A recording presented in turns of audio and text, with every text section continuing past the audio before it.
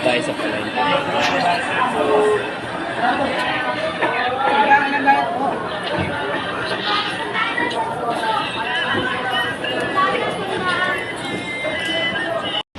So mga boss, naglalakad tayo ngayon.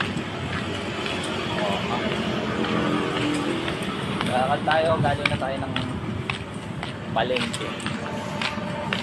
Sa wikang Ingles, market, public market.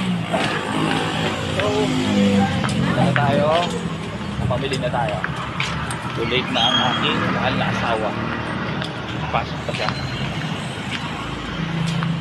Ayun, choice.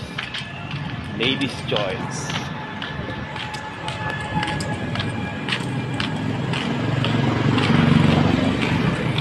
Dito na tayo. Lapit na.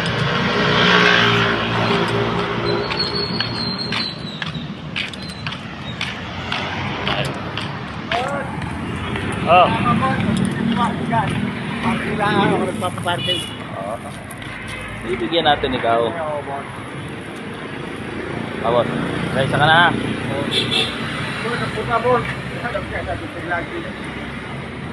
Oh, yan. Yeah.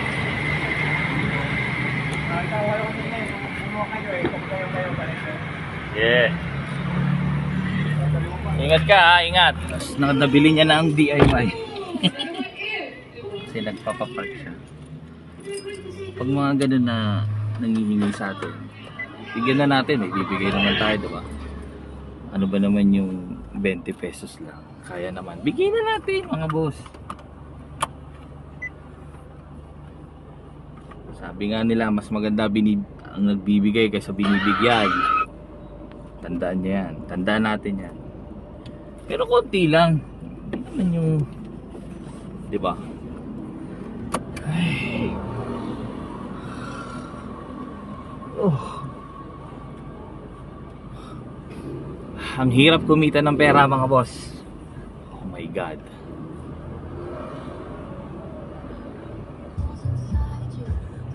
Diretso lang yan. Okay. Time check tayo mga boss, 6:29 ng umaga. Okay. So punta na po tayo ng Malbar. Sana hindi traffic. So magkano pang pera ko? May pan toll gate pa ako. Kasi minimum ng toll gate ay 100 pesos. So I have 2, 4, 6, 8, 130. Okay. Tayo.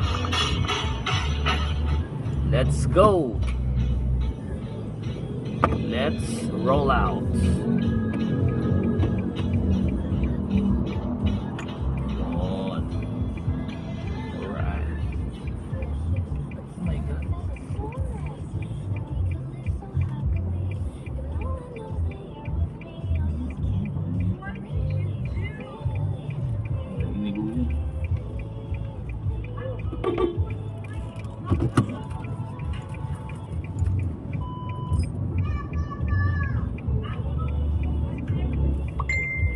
Galing ni Kuya.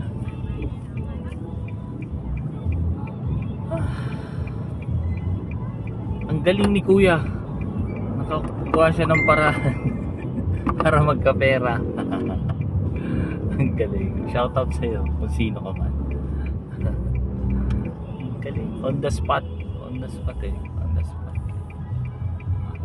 Kasi yung pinaparkingan ko doon is isang siya, ano ba to? Supermarket ng mga accessories, no? So every morning doon ako nagpa-park kasi wala siyang bayad, tsaka hindi siya inuhuli ng mga poso dito sa Calamba. Nakakatipid ako ng 20 pesos. So kanina pag tawag dito, pag dating ko sabi niya, boss, hinihintay kita kanina pa. Parang kilala niya ako eh. So binigyan ko siya ng tapos mukhang kulang, nanghingi pa siya ng extra pambili daw niya ng bigas. At least hindi siya nanghingi na lang. Pero okay lang din naman kung ano, kasi dito sa loob ng palengke madami din gano'n.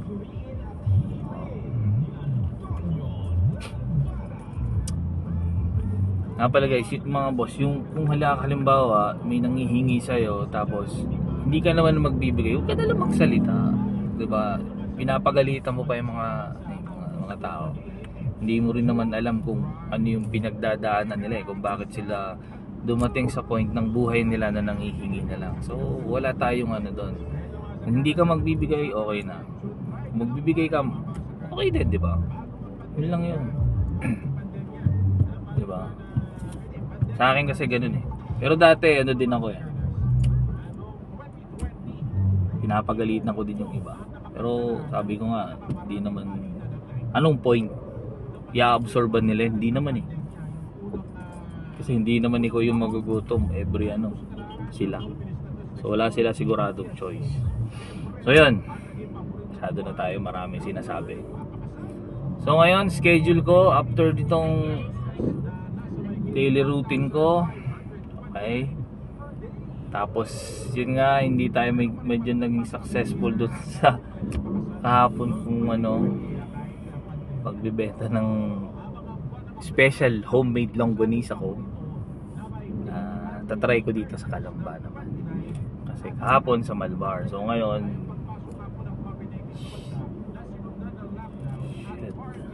so mga boss, wait lang kasi sa kada daldal ko dito mayroon akong nakalimutan. Pasensya na, kailangan ko mag-stop for a minute.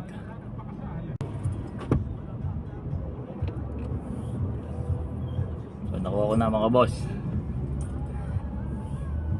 Yung nga lang, malilate na yung kasama ko. Peace. 6:39. So time niya is 7 AM. Abot kaya? Oh my god. Utang ko na yung 5 minutes na late. Na.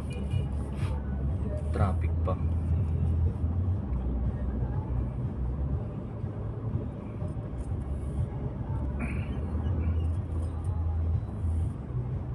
Kaya yan, abot yan. Gilid, ganon. Magandang umaga sa iyo sa lahat ng mga nasa biyahe sa mga oras na to. At si Manong Driver na naka Yes FM. Hi Manong Driver, ingat sa biyahe. Habaan mo ba ang pasensya mo? Ha? Maraming kamote sa kalsada, alam mo na yan. At syempre sa mga nasa bahay, nasa tindahan, nasa opisina, kung nasaan ka man, gustong magpa-shoutout kasi nakikinig. Marami kang kasama dyan, mga naka 101.1 Yes FM kayo. Walang problema, isend mo lang yan sa ating Facebook page. That's Yes FM Manila. Pwede na sa page ko hanapin DJ